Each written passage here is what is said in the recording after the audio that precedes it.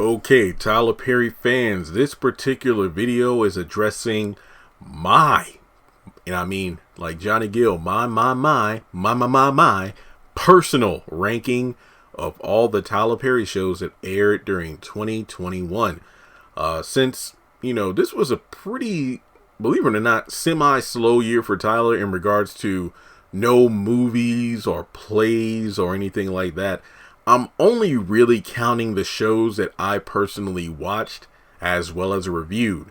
I kind of ruffled some feathers when I posted this on Instagram a couple days ago, and there are those who flat out agreed with my ranking, but there are those who took the numbers and flipped them around. But these are the shows that I put together: House of Pain, Have and Have Nots, The Oval, Sistas, Ruthless, Bruh, Assisted Living.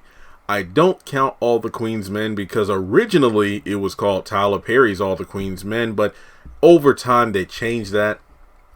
Tyler Perry definitely had he had his hands in the kitchen cooking on that show, but overall it's more of a Christian Keys project than a Tyler Perry project.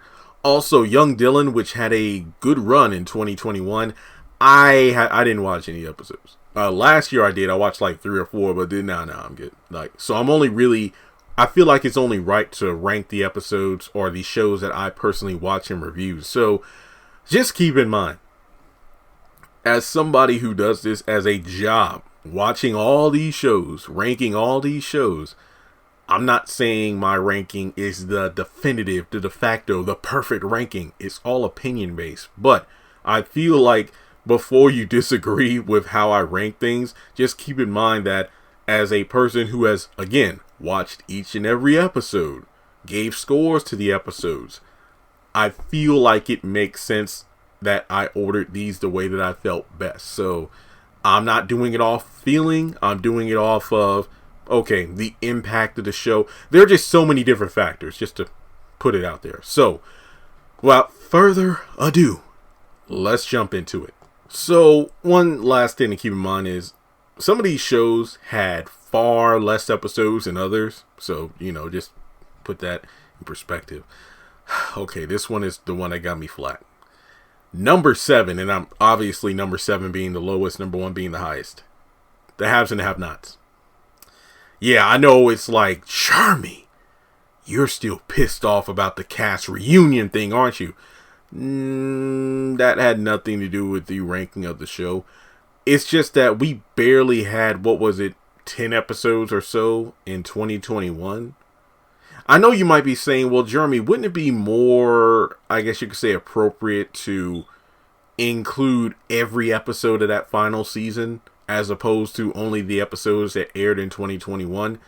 Yeah, but even if I did, I still think the Haves and the Have-Nots would either be deserving of the number 7 or number 6 spot. I feel like what really weighs it down, and I know it's this is the show that made me. I'm not denying that. I'm well aware this is the show that made it so I could continue to be doing what I'm doing today. But it was just so disappointing to have almost a decade of our lives watching, loving, talking about this show, only to have it end in such a pitiful way.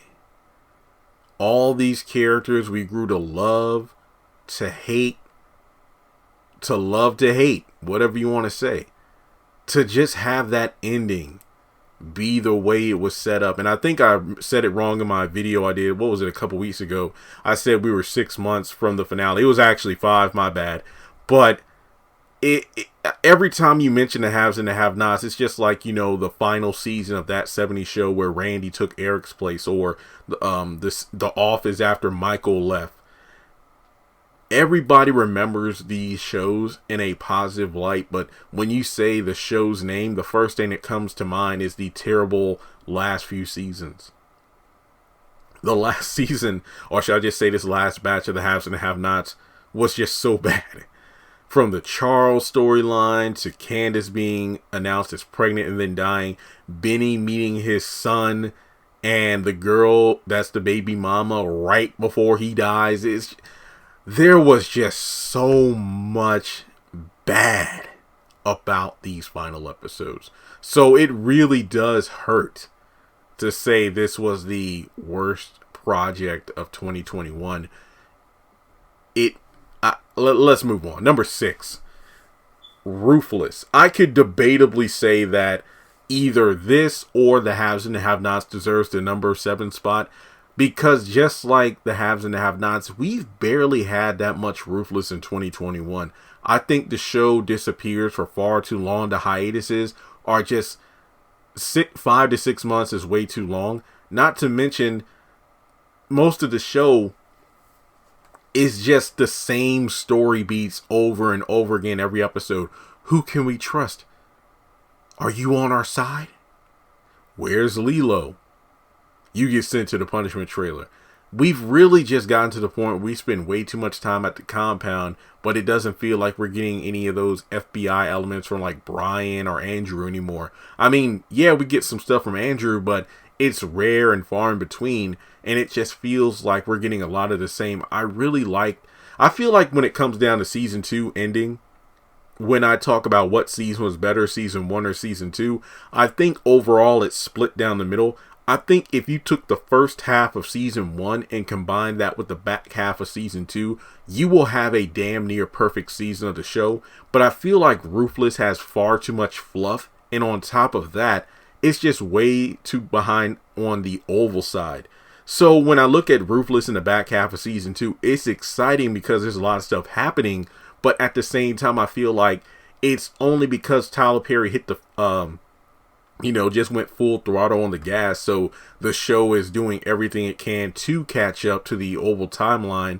But it's not really, it's not really matching for me. So I do think it's gotten a lot better now that things are happening. But it's just kind of meh, mainly because, like I said, we only got a handful of episodes, and I think the hiatuses are just far too long. Number 5, House of Pain, just because I feel like season 10, far better than season 9 when Tyler Perry wrote everything. I do feel like there have been some weak points in the current season, mainly due to the Calvin and Miranda stuff, well, more so on the Miranda side, when the drama between these two has gotten just so repetitive for each episode, and it's painfully obvious that this show is pushing these two together. But I will praise it for being good in the fact that, yeah, we got missing characters like Curtis in many of the episodes, not all of them, who's been kind of like the pseudo Curtis is Floyd, one of my favorite characters on the show. I think he's doing a great job. And the cast utilization, even though we don't have Jasmine and Janine around, I do think the cast that we have left is being done right for the most part. Like I said, I don't really care for how they're doing the Miranda Calvin storyline, but I do like that the show, in my opinion, is still going strong despite the fact that it's missing some of the pillars of the show, Jasmine and Curtis respectively, and Janine. Number 4, even though I don't review the show 4 and 3, to be honest, but I'm not reviewing the show anymore. I do watch them. Just don't get it twisted. Just because I don't post videos doesn't mean I don't watch them, but I don't watch on a weekly basis. I like to kind of binge them. It's like, wow, okay, I watched 2 episodes of Assisted Living back to back. Assisted Living, just like House of Pain, got way better, way better in the new season compared to the old one. The new cast members, if you've watched my Assisted Living videos in season 2, you know for a fact I have just straight up praised darn near every episode. The only weak points have been kind of like, when Jeremy and Leah have B stories in regards to their kids, Sandra and Philip. Mainly on the Philip side, with how more often than not they don't really apologize. Sometimes they do, but when they do, it's kind of forced and kind of shoved in at the very end of an episode. But they usually kind of, jump to conclusions and kind of assume the worst about their kids. But when Brown or Anastasia or somebody kind of steps in to really get them to see things from their perspective, then yeah, sometimes they apologize, sometimes they don't, or they're just really heavy-handed with their punishment. But overall, I just love the cast dynamic.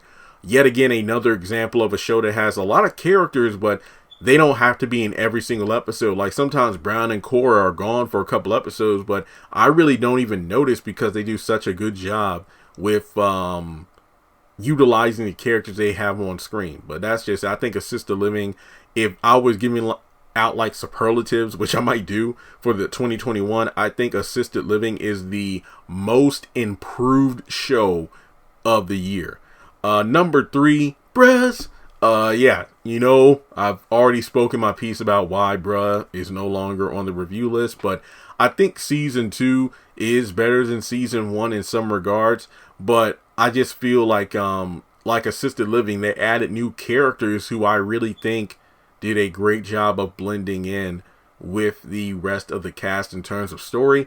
I did an hour and 10-minute long, basically like a 70-minute video breaking down season 2 as a whole. If you got time or if you just want some background noise while you get stuff done, I suggest checking it out.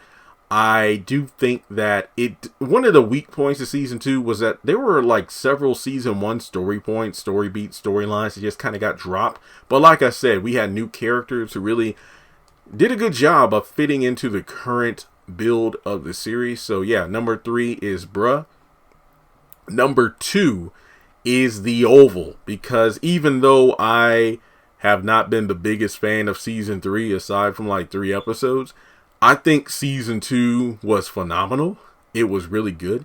Not perfect, but I thought it was really good, because I feel like what puts The Oval so high on the list was there was like a real point in time in the show where it felt like, damn, they're going to kill off a person every episode. I mean, between, at the ending of season 1, you had like Jean's death, and then in season 2, you had Maud, you had Laura, the housekeeper, Diane, the former press secretary. I know I'm missing people right now, but I just feel like there's just been so much death or attempted murder. Dale getting shot at the end of season 2. When the Rakadushis ran Richard off the road, and it's like, oh damn, is Sharon going to die? There's just so many characters who get killed off, or they get into these bloody brawls that you just never know who's next. And oh damn, is Jason going to kill Ellie? Then Ellie got killed. And yeah, that's some season 3 territory, but I do think The Oval is definitely building up to something. And I really felt like at the end of season 2, when Curtis was introduced, he was really foreshadowing what's to come, and it really felt like, oh damn, is Hunter finally going to take things seriously? Is he and Victoria going to finally work together to combat all the different forces who will come to try to take the White House from them? And most of season 3 was just repetitive bull crap. Where's Gale? And yeah, that's pretty much it. And yeah, I do think that The Oval is, rightfully deserving of the number 2 spot. And number 1, look, I know I hate season 3. Well, maybe I shouldn't say hate. I think it's the worst season. And I do have a video breaking down why I feel like season 3 is the worst. But I think Sistas is just deserving of the number 1 spot, mainly due for the fact of what I said before. Even though the show is far from perfect, it sparks interesting dialogue between the fans. Men, women, everything else in between. We go at it. Even when there are women who don't agree with me, there are men who don't agree with me, there are men that agree with me, there are women who agree with me. There's so many things that people can talk about on this show. And I feel like it's number 1 on cable for a reason.